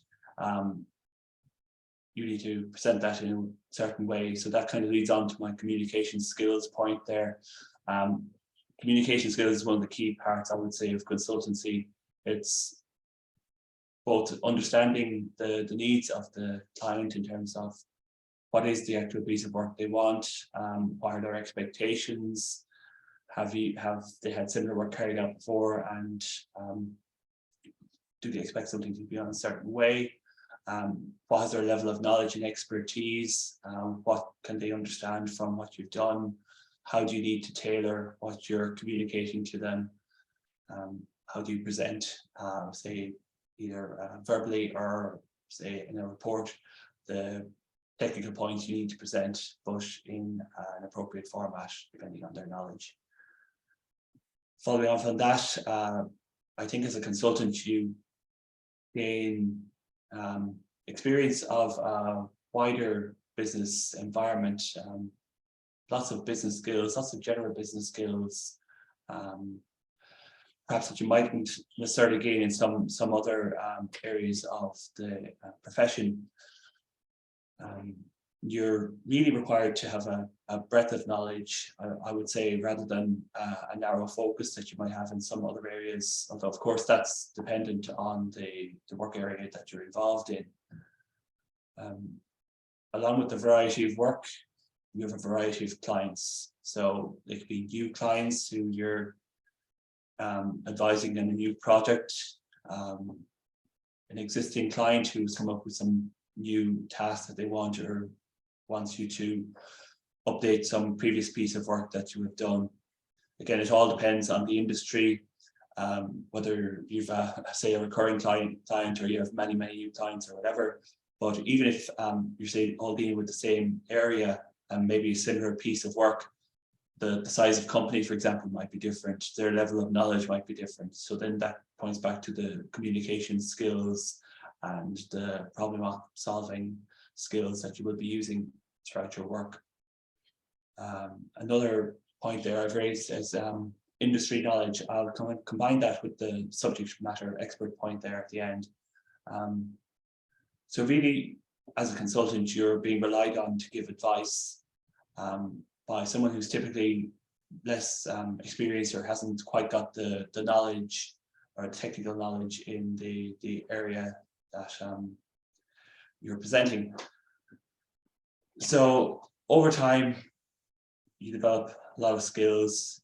If you're doing a certain type of consultancy, for example, you become quite an expert in the area. You're able to address queries sometimes before they even arise. You're able to point the client in maybe a certain direction, understand what they really need rather than maybe what they think they need, understand what information you need, and just tailor everything to the requirement of that person. So it's all about developing that relationship, developing your skills and presenting to that person. So with that, I think I'm going to pass on to Niall to talk about general insurance. Thanks for listening. Thanks for your time.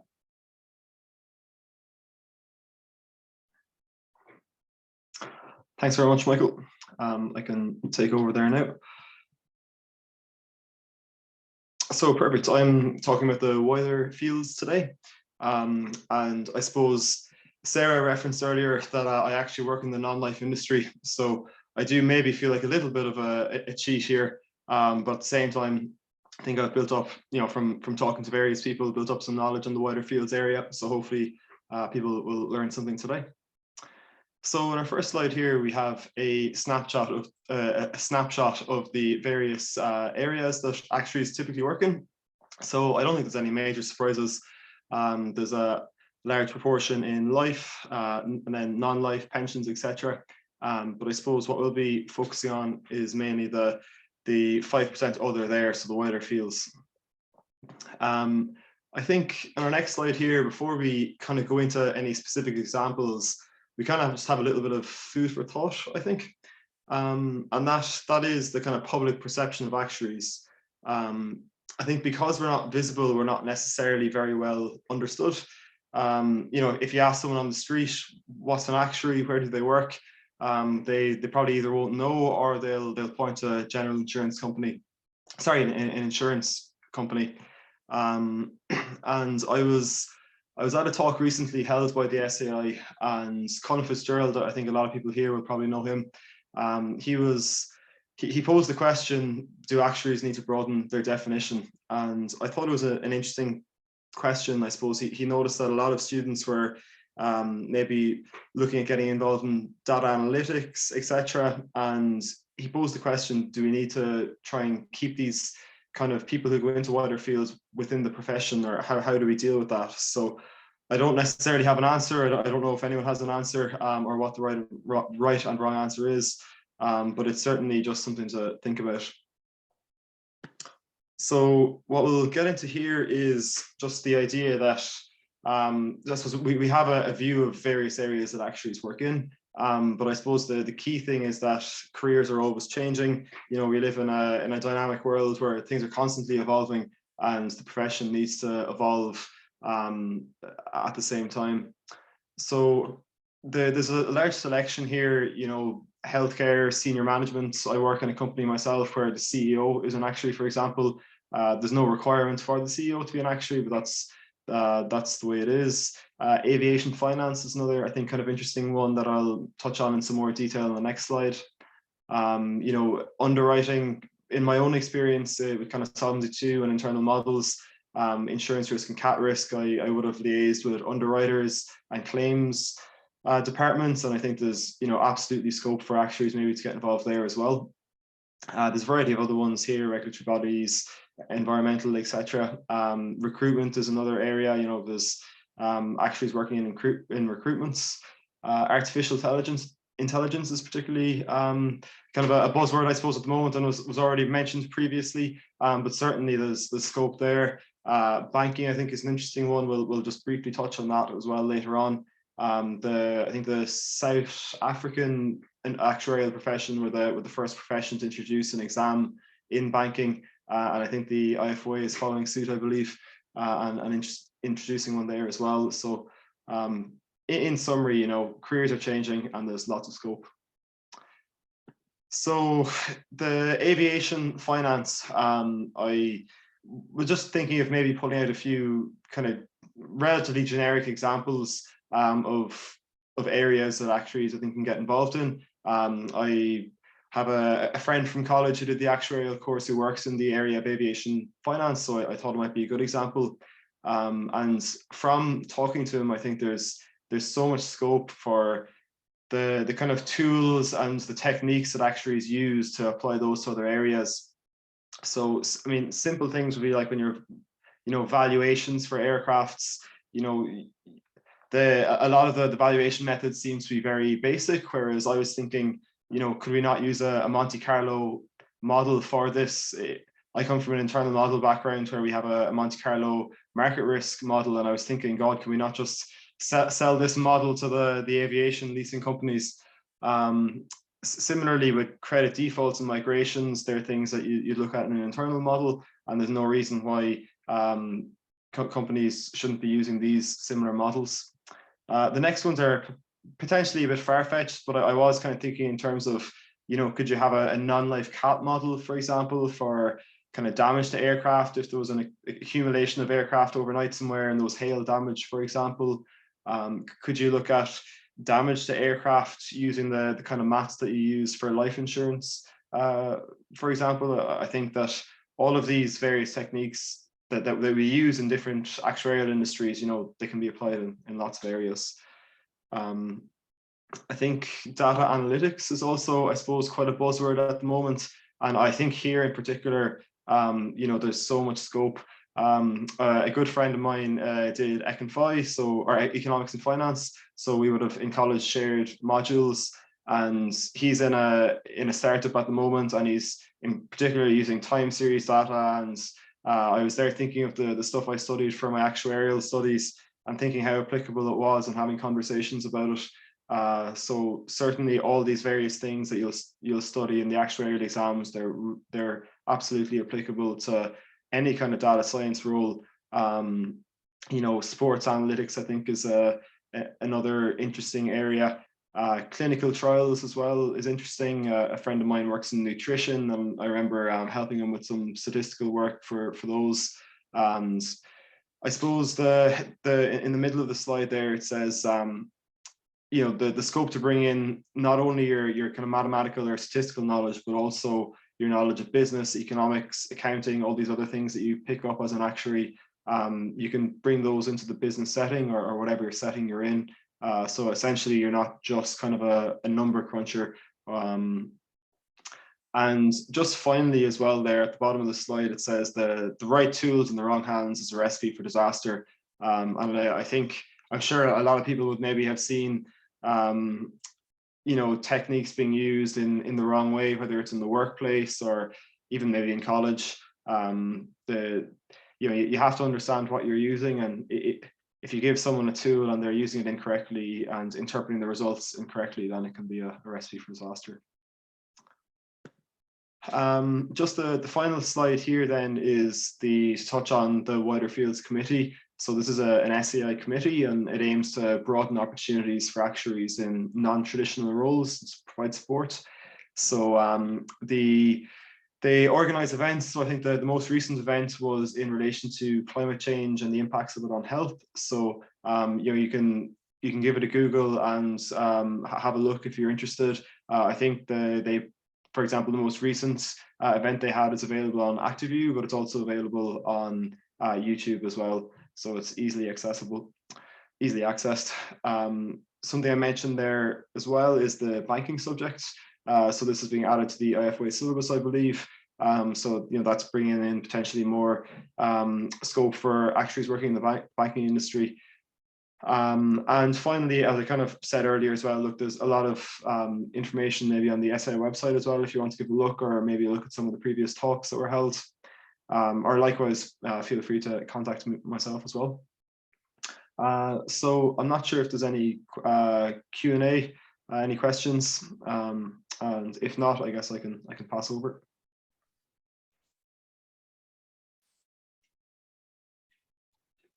Right now, I've asked for a request there.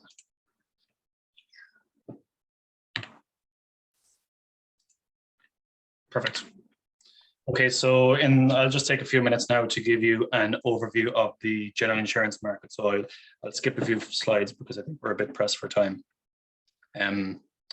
So I work in general insurance. So the agenda would be general insurance market in Ireland. What are the general insurance products that are involved in that general insurance market? What do actuaries do in a general insurance context? And then hot topics. So my main focus now for these next few minutes is going to be what do general insurance actuaries do? Because I think the first point, names you might recognize these are the general insurers in Ireland that you might recognize. I think we're mostly familiar with a lot of these, given that some of us have motor insurance or some of us have home insurance. So I won't spend too much time on these. Our next slide is on the market share of those general insurers. So again, not particularly important at the moment. The most important thing from my perspective is what do general insurance actuaries do? So before we get into that, I'll give you a brief overview here that general insurance is generally broken up into two categories. You've got your personal lines on one side and your commercial lines on the other. The idea being the personal lines is anything that you would sell to a person on the street, and the commercial lines is anything that you would sell to a business. So if a business has business property, liability, cyber insurance for their online workings, whereas on a personal line, you can see there with your pet, travel, private motor. So the most important thing is what does a general insurance actuary do? So what do actuaries do in the general insurance industry? So that can be basically broken down into 4 different areas, although those areas overlap a lot. There's a lot of actuaries out there who will work in multiple versions of these. Some actuaries will work individually, but a lot of the time there's a lot of overlap. And if there is an overlap in the job itself, there'll be a lot of overlap between actuaries and different teams talking to each other because all of this is interlinked. So the 4 areas are reserving, capital modeling, pricing, and risk. So starting with reserving. So in general insurance, we'll sell a policy, sell a motor policy. So it's easy to value the premium and the commissions and all the stuff that comes up front. But on the other hand, if you sell a motor policy, you don't know the kind of claims that are going to come out of that policy. So actuaries are involved trying to estimate the claims. So you know the asset side and you know some of the liabilities, but trying to work out how many claims are eventually going to end up from that policy. So we do that. Typically, you can do that quarterly, you can do it monthly. There's a big focus annually, and there's been a big focus lately on, rather than just providing a point estimate, just an average reserve, also trying to get across how uncertain that reserve is. So if you've got a motor policy, if you've got a motor book, and because there's so many policies year on year, your results could be quite stable. But if you were reserving for something that's a little bit more once off, like a catastrophe insurance, so property insurance related to catastrophes, you could go years with no claims and then all of a sudden have 10 million of claims in your next year. So although your average expected claims for the next year in both cases might be similar, there's a very different outcome, or there's a very different uncertainty with relation to those two reserves.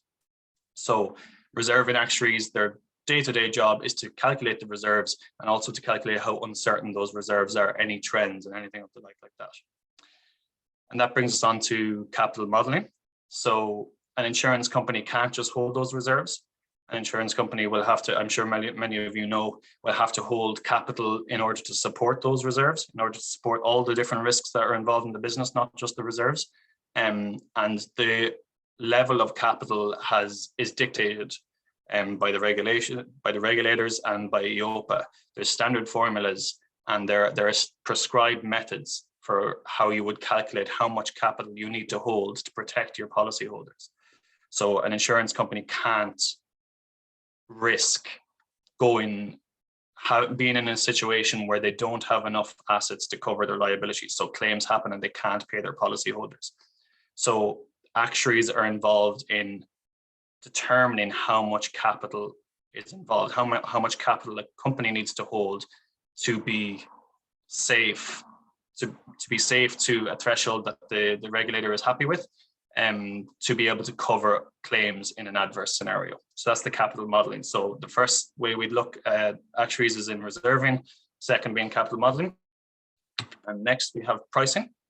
So similar to reserving, in reserving we try and estimate the ultimate cost of claims for policies that are already on the book, but pricing actuaries are forward looking.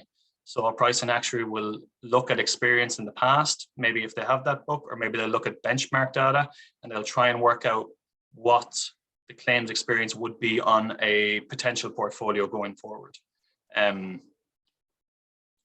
that involves a lot of data analytics. There's usually not very much data. You have to do a lot of work with trends. You have to work on inflation, and you need to have a good idea, as you see here, identifying factors which predict the level of risk for customers. So for motor insurance, we have things like the age of the driver, the age of the vehicle, the type of vehicle, the engine size, stuff like this that might give you an idea of how much an insurance policy should cost that. And then the last one being risk. So risk a lot of the time is a lot less quantitative than the other three, but it oftentimes goes hand in hand with the capital modeling. So a risk actuary will spend a lot of time going through the risks of the business, trying to identify and measure and monitor the risks that that particular company is going through. So given that the capital requirements are usually based on the risks of the company, a risk actuary will usually work hand in hand with a capital actuary. But yearly you have this own risk and solvency assessment where you will need to look inwards and decide yourself as a company, where am I most at risk? Where are my exposure points? And we report them and keep an eye on them and run scenarios. So that's the main idea of a risk actuary. But between those reserving, capital modeling, pricing, and risk, there's a huge amount of overlap. In my previous role, I worked in all four, and the interlinking. So you can't look at the pricing of a product without knowing how much the products in the past are going to cost you. So you need to talk to reserving actuary. You can't do capital modeling if you don't know how volatile the reserves are going to be. So you need to be talking to reserving. And risk is very similar to capital modeling in that they're both working on the same data. And going forward, there's some current topics. I'll leave these as slides, but I won't take up too much time. I know it's Declan's turn to talk, and that analytics and IFRS 17 was mentioned previously. So I think I can finish there without taking up too much time. Thanks, Sarah. Great. Thank you very much, Stephen, and to our other presenters as well. I'm just going to check the Q&A. I don't think we have any questions on this so far. If you do have something, just send it on, and we can come back to you via email after the presentation. So I would now like to introduce our final speaker of the day, Declan Lavelle. Declan is the current president of the Society. He started his career in life insurance over 30 years ago, but switched to general insurance during his student years. Declan has been working as a consultant with LCP Ireland for nearly 20 years. Declan is now going to outline the role of the Society in Ireland. Thanks very much, Sarah, and particularly for reminding me how old I am compared to everybody else on this call. I suppose before I start, I'd like to thank all of our speakers, particularly Matthew from the IFOA and all the speakers from the Recent Qualifiers Committee and the Student Committee for all of their input and really great talks that they've given us. I think it's really been an excellent event, and I'm sure that you'll have gleaned a lot of useful information from it. Now, I do realise that it's quite a daunting prospect at the start of your career, of your actuarial career, and there's quite a lot of information for you to absorb. So I'm not going to give you more information in that way. I just have maybe 3 things that I want to get across to you this afternoon, just before we finish up. And the first one really is just to welcome you all to the Society, and really to hope that your time with us as a member is enjoyable, and that we meet your needs throughout your career as your needs change, and as you move from student to qualified to, you know, more longer qualified, and then maybe hopefully a long-term qualified actuary in years to come. I want to give you a very high-level background on the concept of professionalism, and also what the Society is and what it does for its members. And then finally, I'll finish off with some personal thoughts on how you might think about career development, etc. Without further ado, let's get into these slides. So what is the profession? So I suppose the first thing we could look at a simpler definition of a profession is just simply someone who's paid for the work that they do, and that involves some kind of training and qualification. But in the context of the actuarial profession and the institute and faculty and the society, there's maybe a more nuanced definition of professionalism. So we're looking really at some key words like ethical standards, some really specialist knowledge and skills, and the fact that we're recognized by the public as being specialists in this way. And also, I think it's important to remember that we have a public interest mandate as actuaries, so that we apply our knowledge and exercise our skills in the interest of others. So I think throughout your career, this concept of professionalism will always be there in the background, and it's really important to keep that front and center of your minds. So moving on to the society itself, I've just put up on screen here the current vision of the Society of Actuaries in Ireland, which is that we would be trusted as experts in evaluating risk and financial uncertainty. And our mission statement comes under 3 bullet points, which is to support that vision. One is that we would support actuaries throughout their careers. So in terms of the knowledge and the attributes that actuaries have. So looking at things like continuing professional development, for example. And secondly, we would, as a society, we would maintain and enforce actuarial standards. So again, you'll come across these as you move through your career. So the actuarial standards of practice as they're known in Ireland, and the technical actuarial standards as they're known in the UK. And these standards, again, will focus on things like integrity, professionalism, and objectivity. So again, that word professionalism coming up. And then finally, the public interest mandate. So the society, aims to serve the public interest by promoting thought leadership and contributing as an independent voice on matters where the actuarial perspective can add value. So moving on to the strategy of the society, how do we deliver all of this? So we have a strategy that's developed in a 3-year cycle, and we're currently in the 2020 to 2023 cycle.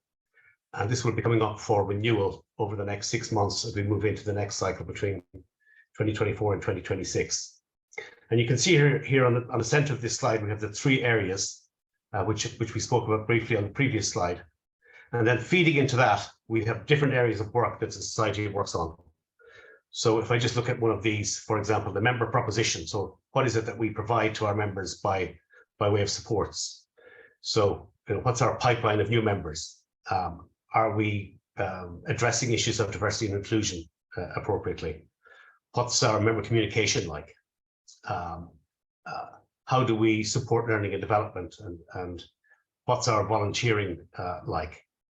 So all of these areas will be up for review, as I mentioned, over the next 6 months as we review our strategy for 2024 to 26. And if you keep an eye on the communications from the society, you'll see the development of this strategy and the publication of the new strategy document in the first half of next year. So moving on then to maybe some personal thoughts. So just looking at 2 areas, one is career development, and the other one is the area of resilience. So this is really just some personal ideas about how you might face into your career. So looking here at career development in 4 different aspects. So first of all, you will have seen from the earlier talks, there's quite a large range of areas where actuaries can work. And I think my advice would be to seek a large range of experience and to try and gain a broad range of technical experience over time, and to be aware of the need to develop also not just in the technical area, but in the non-technical areas, the non-technical skills, the communication skills, the interpersonal skills, etc., that you need to have to develop as an actuary. And I think also to be open to new opportunities and challenges. And you can see from our earlier speakers that there are plenty of new opportunities and challenges, both within our traditional areas and within what we call the wider fields. In terms of role models and mentors, I think a really good thing to do would be to look for role models within your own companies or role models within the wider actuarial society, and to observe them closely and try to see, can you understand what it is that makes those people successful? And I think one of our earlier speakers mentioned the Society's mentoring schemes. And I think if you search on the website, you'll find some more information on the mentoring schemes. So we have a buddy scheme for student actuaries, but we also have mentoring schemes throughout the actuary's career. So keep in mind that that's there and available for you, and make use of it. In terms of feedback, I think it's important throughout your career, and particularly as a student, to seek feedback and to actively seek feedback. Don't just be proactive, or don't just be reactive and waiting for feedback to come to you, but actually go looking for that feedback and try and seek to understand where it is that you can improve. And in that way, you'll make progress more quickly. And similarly, I think it's important to develop a network. So you can develop a network within your company. If you work, for example, as I did in my first 10 years or so in an in-house company, I think not just to work with the actuaries, but to work, for example, with people in the claims department, the marketing department, the investment area, so that you can gain a very wide knowledge of how the company works as a whole. And then similarly, as within the Society of Actuaries, we're there as a ready-made network for you. So all of those society events, make it your business to go to those events, to meet other students, and to expose yourself to the ideas and the experiences that they've had, so that you can develop yourself and not be isolated. Excuse me, there's a little bit of a delay, so the sheets are jumping around on me. I'd like to talk for a few minutes on the concept of resilience. And I think, as I said, or as was mentioned earlier, working and studying at the same time is not easy. So, this is going to take, it's going to be a bit of a long haul at times. It's going to take effort. It's going to take, you're going to have setbacks. So it's important that you kind of take things in your stride and don't get knocked down at the first fence, because obviously there will be, it's almost inevitable you'll fail an exam. It's almost a mark of pride that typically the type of person doing these exams has never failed one before, but it's virtually certain that virtually all of you will fail an exam along the way. So don't take that as a negative. Just dust yourself off, get up again, and work ahead. But alongside that, I think it's also really important to find other ways to recharge and to kind of get a little bit of work-life balance. For some people, it's going to be exercise. Other people, it's going to be social activities, cultural activities. It's really important that you develop the other aspects of yourself, so that you're not a one-dimensional technical machine. So just be aware of that and make sure that you keep an eye on that side of things.